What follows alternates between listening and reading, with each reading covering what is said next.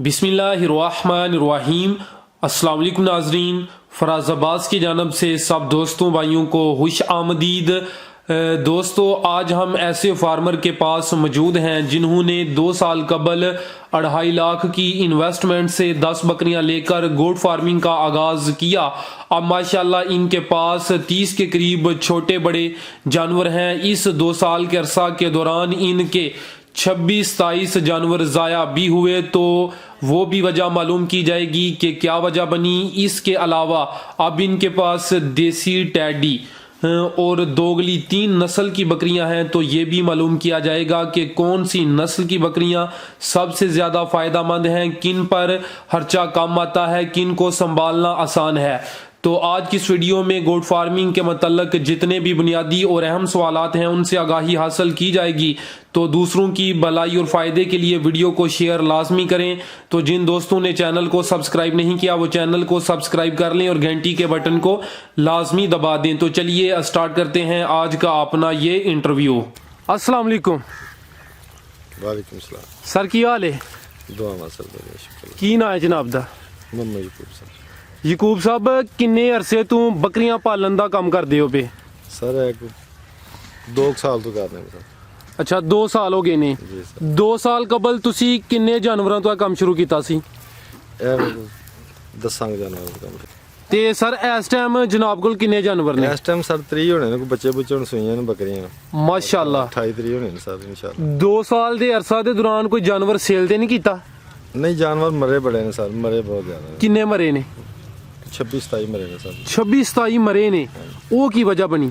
वो पिछले साल दिन मेरे को जगह कोनी सी कोई भी देश वैद तो जगह ना, वो किसी बंदे को बनी रही तो जगह नहीं साफ है जगह ते हुन तुसी जगह बना ली है इंशाल्लाह। किस किस्म दी इना वास्ते जगह बनाई? जगह वधिया बनाई है ना वास्ते वन फर्स्ट क्लास। किन्ने क मरले विच तुसी जगह बनाई है? ਹੁਣ ਜਗ੍ਹਾ ਤੇ ਕਿਸੇ ਦੀ ਜਿੱਦ ਕਨਾਲ ਕੀ ਜਗ੍ਹਾ ਦੇ ਵਿੱਚ ਮੈਂ ਜਿੱਥੇ ਰਹਿਣਾ ਕਨਾਲ ਕੀ ਜਗ੍ਹਾ ਹੈ ਜਿਹਦੇ ਵਿੱਚ ਵੇਲੀ ਬਣਾਈ। ਉਹ ਜਿਹੜੀ ਕਨਾਲ ਜਗ੍ਹਾ ਹੈ, ਹਾਂਜੀ। ਛਤਿਆ ਕਿੰਨਾ ਏਰੀਆ ਹੈ ਤੇ ਓਪਨ ਕਿੰਨਾ ਏਰੀਆ ਹੈ? ਉਹ ਸਮਝ ਲਓ ਕਿ ਸਾਰੇ ਛੱਤੇ ਆ ਸਿਰਫ ਇਹਨਾਂ ਵਾਸਤੇ ਕੋਈ 2 ਮਰਲਾ ਛੱਤਿਆ ਹੋਵੇਗਾ, ਦੂਜਾ ਸਿਰਫ ਓਪਨ ਨਹੀਂ।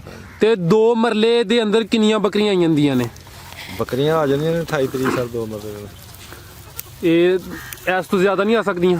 ਨਹੀਂ ਨਹੀਂ ਹੁੰਦਾ। ਅੱਛਾ, ਤੁਸੀਂ ਜ਼ਿਕਰ ਕੀਤਾ 2 ਸਾਲ ਕਬਲ 10 ਜਾਨਵਰਾਂ ਤੋਂ ਕੰਮ ਸ਼ੁਰੂ ਕੀਤਾ ਸੀ।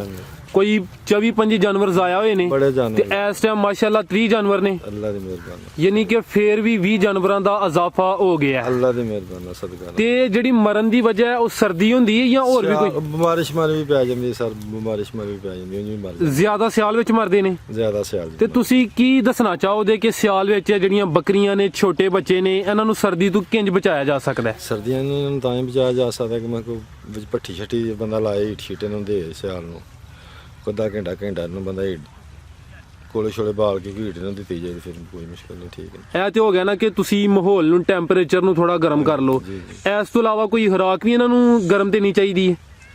ਖੁਰਾਕ ਮੈਂ ਤੇ ਕੁਝ ਨਹੀਂ ਜੇ ਭਾਈ ਜਾਂਦੇ ਤਾਂ ਮੈਂ ਤੁਹਾਡੇ ਕੋਲ ਝੂਠ ਪਿਆ ਬੋਲਾ, ਮੈਂ ਤੇ ਕੋਈ ਸ਼ੈ ਨਹੀਂ ਦਿੰਦਾ ਇਹਨਾਂ ਨੂੰ। ਅੱਛਾ, 4 ਦਾ ਪੱਠੇ ਪੁੱਠੇ ਪਾਉਂਦਾ ਜਨਾ। ਸਿਰਫ 4 ਦੇ ਹੋ? ਹਾਂਜੀ 4 ਦਾ ਬਸ। ਤੇ ਪੱਠੇ ਇਹਨਾਂ ਨੂੰ ਕੀ ਪਾਉਂਦੇ ਹੋ?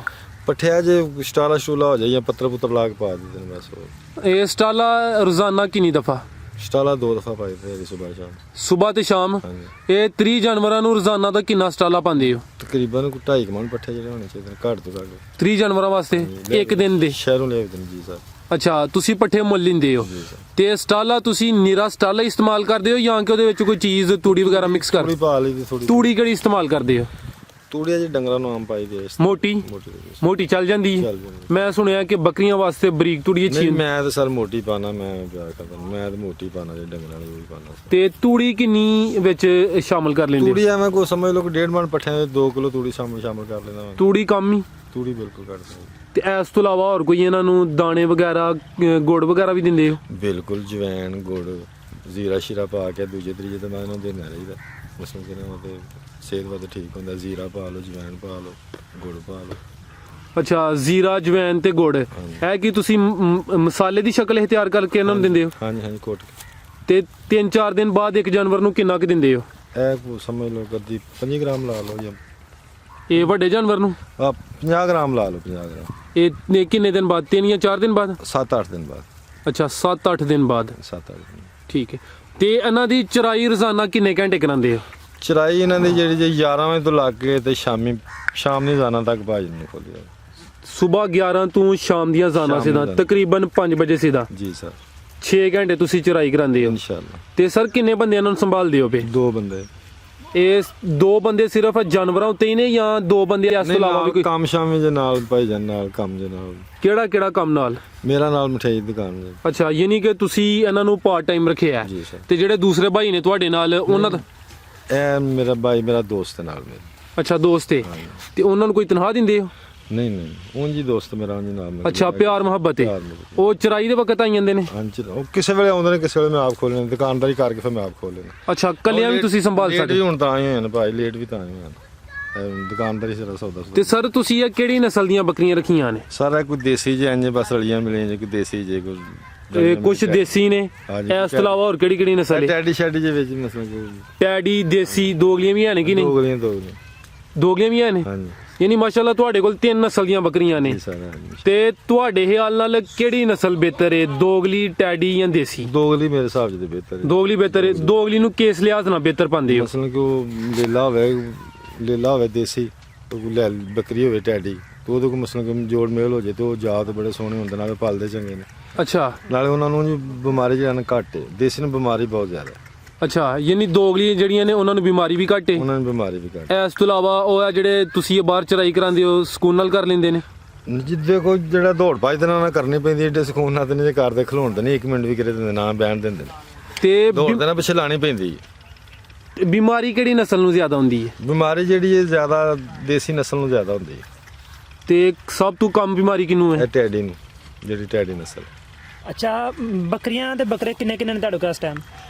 ਬੱਕਰੀਆਂ ਇਸ ਟਾਈਮ ਜੇ ਮੇਰੇ ਕੋਲ ਮੇਰਾ ਹਾਲ ਲੈ 5-6 ਹੋਣੇ ਜੇ ਦੂਜੀਆਂ ਬੱਕਰੀਆਂ ਨੇ ਸਾਰੀਆਂ ਆਜ਼ਾਜੂ ਨੇ ਬੱਕਰੀਆਂ 10 ਕਿਲੇ ਵਿੱਚ ਜਾ ਨੇ 7-8 ਦਾ ਜਾ ਇਸ ਤੋਂ ਪਹਿਲਾਂ ਕੋਈ ਸੇਲ ਵੀ ਕੀਤਾ ਜੇ ਬੱਕਰੀਆਂ ਬੱਕਰੇ ਬੱਕਰੇ ਇੱਥੇ ਸੇਲ ਕੀਤੇ ਨੇ। ਈਦ ਤੇ ਕਿੰਨੇ ਬੱਕਰੇ ਸੇਲ ਕੀਤੇ ਹਜੇ? ਇੱਥੇ 20 ਬੱਕਰੇ ਸੇਲ ਕੀਤੇ 20 ਬੱਕਰੇ ਮੁੱਲ ਲਿਆ ਕੇ ਸੇਲ ਕੀਤੇ ਤੇ ਇਹਨਾਂ ਦੇ ਨੇ ਮੁੱਲ ਲਿਆਂਦੇ ਸਨ। ਨਹੀਂ ਇਹਨਾਂ ਜੋ ਅਸੀਂ ਪੁੱਛ ਰਹੇ ਕਿ ਇਹਨਾਂ ਜੋ ਕਿੰਨੇ ਸੇਲ ਅਜ ਤੱਕ ਕੀਤੇ ਜੇ ਬੱਕਰੀ ਬੱਕਰਾ ਇਹਨਾਂ ਦੇ ਵਿੱਚੋਂ ਇੱਕ ਜੋੜਾ ਸਿਰਫ ਸੇਲ ਕੀਤਾ ਸਰ ਕਿੰਨੇ ਦਾ ਸੇਲ ਕੀਤਾ ਹਜੇ? ਉਹ ਜੋੜਾ ਕੀਤਾ ਹੈ ਸਰ 90,000 ਦਾ 90000 ਰੁਪਏ ਦਾ ਦੋਵਾਂ ਦੀ 45,000 ਰੁਪਏ ਦਾ ਵੱਧ ਘੱਟ ਨਹੀਂ ਗਿਆ ਸੀ 45,000 ਰੁਪਏ ਦਾ ਠੀਕ ਹੋ ਗਿਆ। ਅੱਛਾ ਇਸ ਕੰਮ ਨੂੰ ਵਧਾਉਣ ਦਾ ਇਰਾਦਾ ਹੈ ਜੇ ਕਿ ਹੁਣ ਘਟਾਉਣ ਦਾ ਇਰਾਦਾ ਹੈ? ਸਦਕਾ ਨਬੀ ਪਾਕ ਦਾ ਦੇਈ ਵਧਾਉਣ ਦਾ ਬਿਲਕੁਲ ਜੀ। ਜੋ ਮੇਰੇ ਅੱਲਾਹ ਨੇ ਵਧਾਉਣ ਦਾ ਹੀ ਫਿਰ ਅੱਲਾਹ ਪਾਕ ਕਰਮ ਕਰੇ।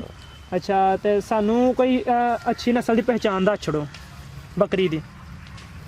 ਬੱਕਰੀ ਦੀ ਅੱਛੀ ਨਸਲ ਪਛਾਣ ਜੀ ਸਭ ਤੋਂ ਅੱਛੀ ਨਸਲ ਤੇ ਫਿਰ ਦੇਸੀ ਹੈ ਜਿਹੜੀ ਮੈਂ ਸਾਡੇ ਇਲਾਕੇ ਜਿਹੜੀ ਚੱਲਦੀ ਸਿਆਲਕੋਟ ਦੀ ਦੇਸੀ ਬੱਕਰੀ ਜਿਹੜੀ ਸਿਆਲਕੋਟ ਦੇਸੀ ਬੱਕਰੀ ਕੀ ਕੋਈ ਪਹਿਚਾਣ ਹੈ ਉਹਦੀ? ਕੰਨ ਕੀ ਹੁੰਦੇ ਨੇ ਕੀ ਕੋਈ ਹਿਸਾਬ ਦਾ? ਕੰਨ ਦਾ ਲੰਮੇ ਹੁੰਦੇ ਨੇ ਆ ਜਿਹੜੀ ਆ ਵੇਖੋ ਨਾ ਬੱਕਰੀ ਨਹੀਂ ਫੇਰਦੀ ਸਾਹਮਣੇ ਹਾਂ ਹਾਂ ਇਹ ਕੱਟੀ ਦੀ ਜਿਹੜੀ ਠੀਕ ਹੈ ਇਹ ਸਿਆਲਕੋਟ ਦੀ ਜਿਹੜੀ ਸਾਹਮਣੇ ਠੀਕ ਹੈ।